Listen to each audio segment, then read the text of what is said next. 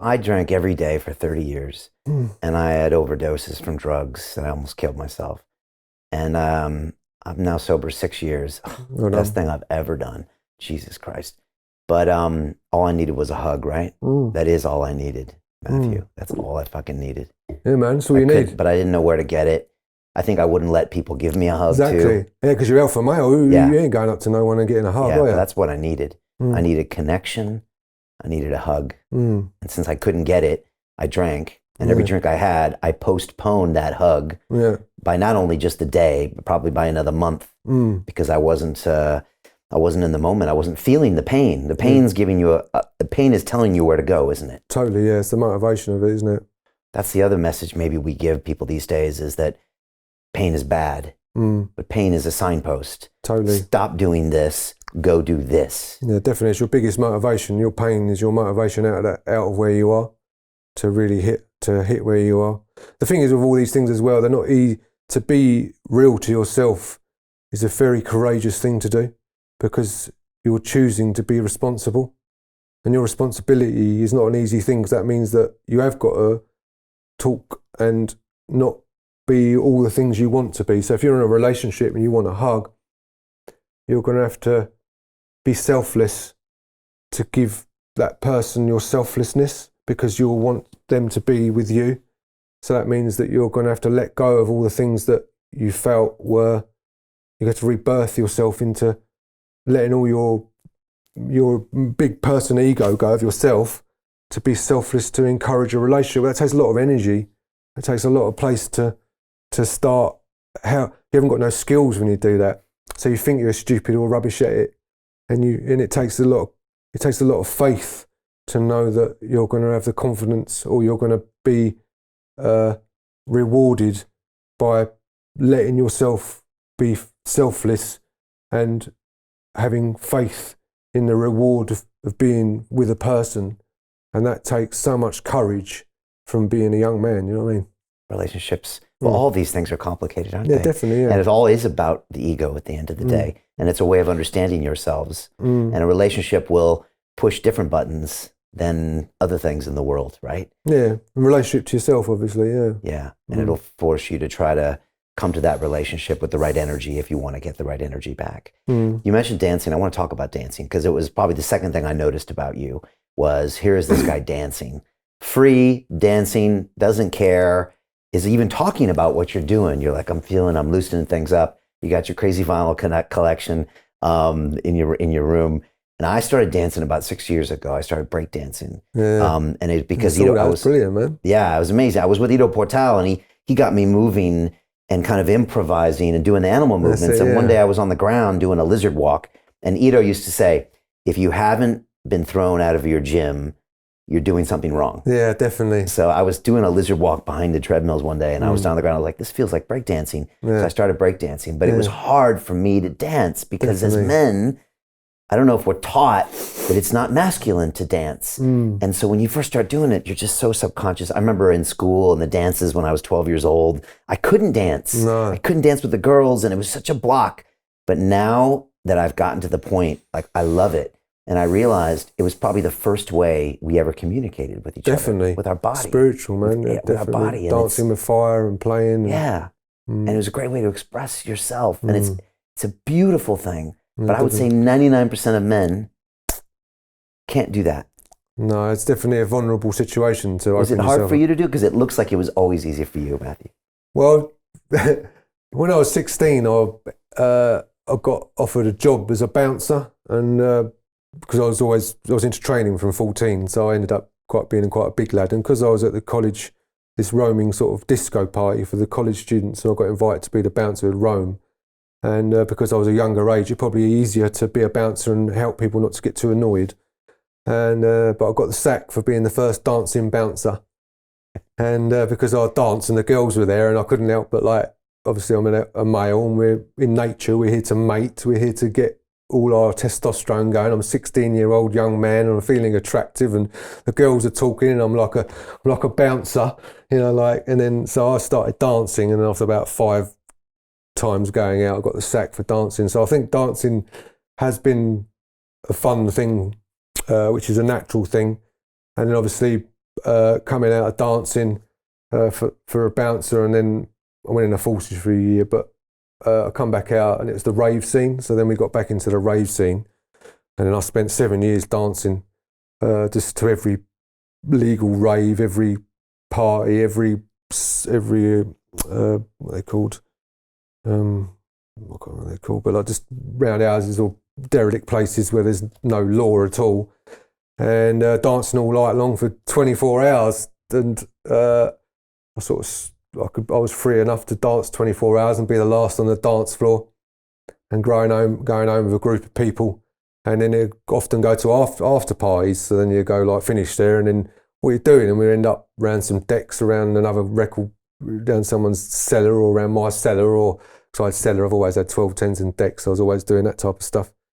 And we'd end up all raving and partying till Sunday night, and then we'd all carry on with our week. So dancing's definitely, I was brought up with a lot of the lads from Essex and from the rave scene, all the Prodigy boys, and so being invited with my mate Jamie and that, because we used to do a lot of DJing, so we was always out and about, and I used to get in all the places where the Prodigy were playing, and we'd be in the guest rooms upstairs. So then we'd always be trying to windmill and try and dance and do all these different things. So that's certainly an interesting era, and then that sort of all died down, and I got kids at 25 and started to carry on a bit of a normal life. Still always had my decks, all had the music, so I was always into reggae, into moving about, and then it was as the few years went past, where it was sort of in the decks with everything was there. It went a bit more quiet for 7-8 years, and then I got divorced from my first wife, and then I ended up going to Australia, and then sort of life carried on over there, and got into raw food and foods. But dancing's always been part of it, but the inhibitions bit is where dancing come in a lot more, because I started to do stuff where I felt that big alpha males were doing stuff and it's holding me back. Hence, I talked about it earlier, where I was being held back from all my inhibitions and these feelings.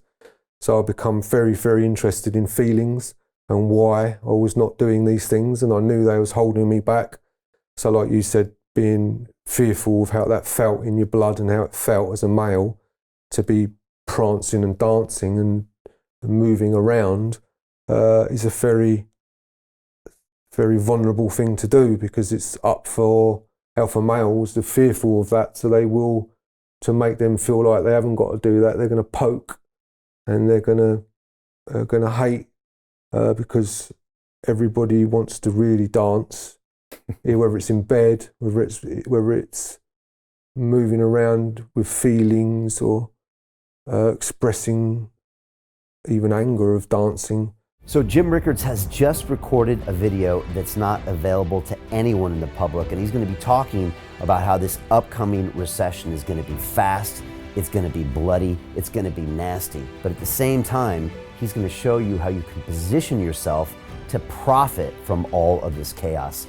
Now, we've made this video only available to our viewers. Go to londonreal.tv/Jim.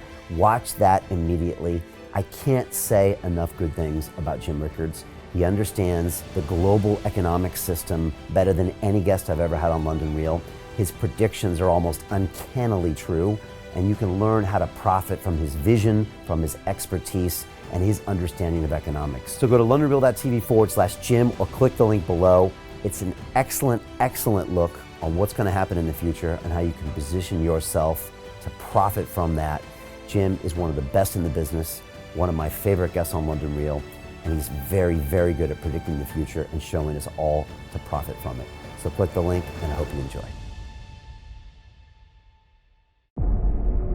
The greedy bankers are about to do it again. In 2008, they crashed our financial system and nearly bankrupted the entire global economy. Then they received trillions of dollars in government bailouts. And after, they demanded fat bonuses paid for by you, the taxpayer. It turns out the banks haven't just been screwing the American taxpayers, they're also screwing over their investors. Turns out the banking industry is the worst place you could put your money, despite enormous taxpayer bailouts. Now the bankers are back to take away your financial freedom. They lie and tell you that cryptocurrency isn't safe. They try to make it illegal for you to choose how to invest your hard-earned money. They lie and say cryptocurrency is used by money launderers and criminals. But look at the record. It's the banks themselves that launder hundreds of billions of dollars every year to the biggest criminal operations in the world. Leaked documents have revealed how some UK banks have helped criminals, money launderers and Russians under sanctions. American authorities discovered that the Sinaloa cartel moved $881 million through HSBC accounts as bank officials turned a blind eye to the illegality. The bankers lie and say cryptocurrency is not a real investment. Meanwhile, the smartest CEOs in the world are buying billions and billions of it. The truth is that banks lie about cryptocurrency because it makes them scared. The banks take $9 trillion per year of your hard-earned money, and they are worried that they will finally be exposed. They're scared because crypto means they can no longer control your money, which means they can no longer control you. They are scared because you might actually understand your money and intelligently decide what to do with it. Now is the time for us to come together, fight back, and take control. It's time to educate ourselves, our families, and our communities. Because financial education means financial freedom. We know that cryptocurrencies will help us build the new decentralized financial system of the future. A banking system that is of the people, by the people, and for the people. A banking system where access to finance is a fundamental human right. A banking system that is free and fair and welcomes all humans on this earth. The DeFi revolution is happening. We, the people, can no longer be fooled. We choose to take control of our finances. We choose to take control of our freedom. We choose to take control of our future. Join us, and let's take back our financial freedom forever.